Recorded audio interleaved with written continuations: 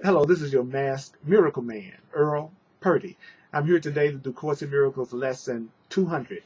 Course in Miracles lesson 200 is there is no peace except the peace of God. And I'm going to do it in plain language in a conversational way.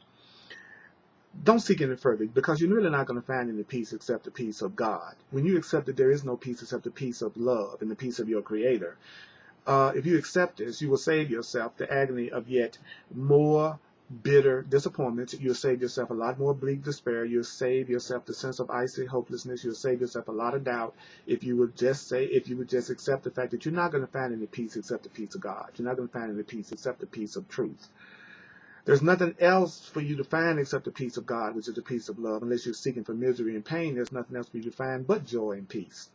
Do you know that this is the final point to which everybody has to come at last? Because you've got to lay aside all hope of finding happiness where there really is no happiness. You've got to give up all hope of being saved by what can only hurt you. You got to at least let go of all hope of trying to make peace out of chaos, joy out of pain, and heaven out of hell. In other words, don't attempt no more to win through losing. Stop trying to die to live. Attempt no more to win through losing, nor to die to live. You're just asking for defeat when you want anything other than the peace of God, which is the peace of truth. Yet you can ask just as easily for love. You can ask for happiness. You can ask for eternal life and peace that doesn't end. If you ask for happiness and eternal life and a peace that doesn't end, then you're going to win. You can only win because to ask for what you already have, which is an eternal life and peace that never ends, must succeed.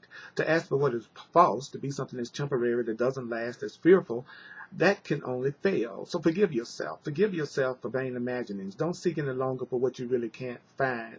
But what could be more foolish than to seek and seek and seek again for hell, which is fear, when you have but to look with your eyes open to find that heaven and happiness and joy and love lies before you, but it's through a door that opens easily to welcome you. Come on home, come on home. You haven't found your happiness in this foreign place, in this alien form called a body, which really doesn't have any meaning to the real you, though you've sought to make everything in this world meaningful to you. This world is not where you belong. The world of fear is not where you belong. You are a stranger here, but it's given you to find a means whereby the world no longer seems to be a prison house or a jail for anyone. It's given you to find a way that this world doesn't seem to be a prison house or a jail for anyone. Freedom is given you where you used to behold only chains and iron doors. But you must change your mind about the purpose of the world if you want to find escape from the world of fear. You will be bound in the world of fear till all the world is seen by you as blessed, and everyone made free of your mistakes, and everyone honored as they really are as a child of God. You didn't make anybody around you. You really didn't make yourself either. And as you free everyone around you, the other is accepted as who they are. As you free the one, the other is accepted as they are. What does forgiveness do? What does correct perception do? What does the practice of the Course do? Well, actually, in truth, forgiveness, correct perception doesn't really have a function. It really isn't doing anything. It's really not even known in heaven, which is reality. But it's only here in the physical world that we go through hell, which the Course calls fear, where forgiveness and correct perception is needed, and where forgiveness, which is correct perception, serves a mighty function here in this so-called physical world. Is not the escape of God's beloved child from evil dreams that you are imagining you believe are true, and escaping from these false ideas that frighten you, isn't that a word at purpose? Who could hope for more? While there appears to be a choice to make between success and failure, love and fear. Do you know that there is no peace except the peace of God? Because it's God that has made one creation, you, who cannot make a world in opposition to God's will and to your own will, which is actually is the same as God's will, which is God's will for you is perfect happiness. So what could you hope to find in such a world that has fear in it? A world that has fear in it cannot have reality, because the world that has fear in it never was created. It is here. Is it here in a world of fear that you would try to seek for peace? Is it here in a perception of fear that you would try to seek for peace? Or must you see that as you look upon it, the world just deceives you? Yet can you learn to look at the world another way? You can learn to look at this world another way and find the peace of God, the peace of love. Peace is the bridge that everyone will cross to leave the world of fear behind. But peace begins within this world, but perceiving this world as differently. Peace begins with the world perceived as different. That means peace leads from this fresh perception to the gate of heaven and happiness and to the way beyond that. Peace is the answer to your goals at conflict. Peace is your answer to your senseless journeys. Peace is the answer to your frantic, vain pursuits and meaningless endeavors. Now the way is open.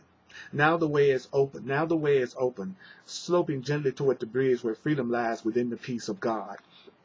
Let us not lose our way again today. Let us not lose our way again today. We go to heaven. We go to reality, which is heaven, and the path is straight. Only if we attempt to wander can there be delay, which is needless wasted time on thorny byways. Your Creator alone is sure. God will guide our footsteps. God will not desert us. God will not desert you in need, nor let you stray away from your heavenly, peaceful home. Your Creator calls, and you will hear.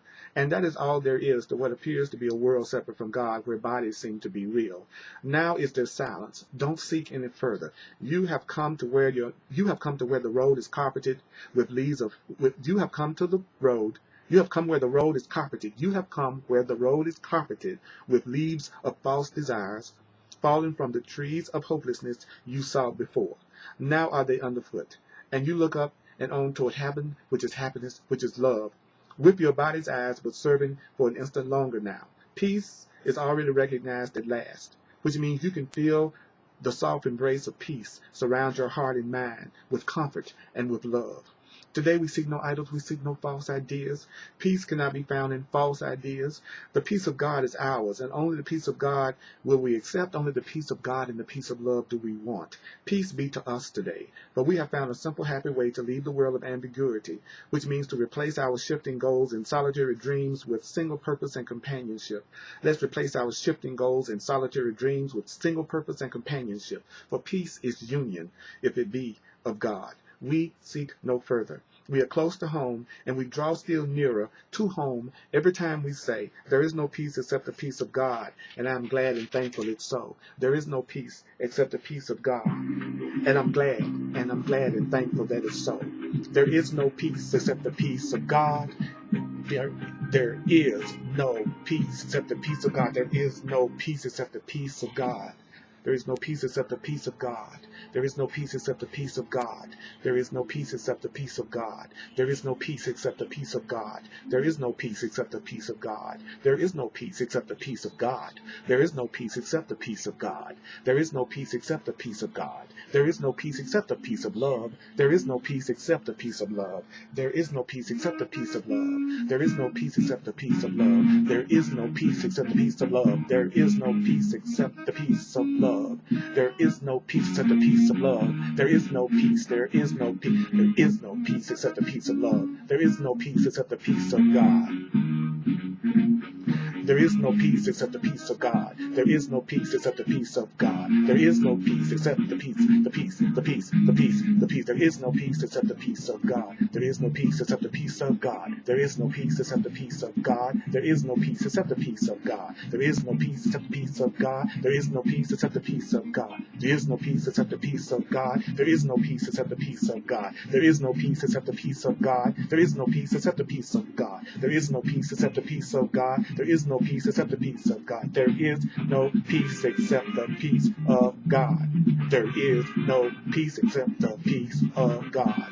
There is no peace. The only peace there is the peace of God. If you realize that, you'll save yourself a lot of pain. You'll save yourself a lot of disappointment if you recognize there is no peace except the peace of truth. There is no peace except the peace of love. There is no peace except the peace of love. There is no peace except the peace of love. There is no peace except the peace of God. There is no peace except the peace of God. There is no peace except the peace of love. There is no peace except the peace of love. There is no peace except the peace of love. Check me out at www.earlpurdy.com. And I want you to let peace extend from my mind and my heart to yours.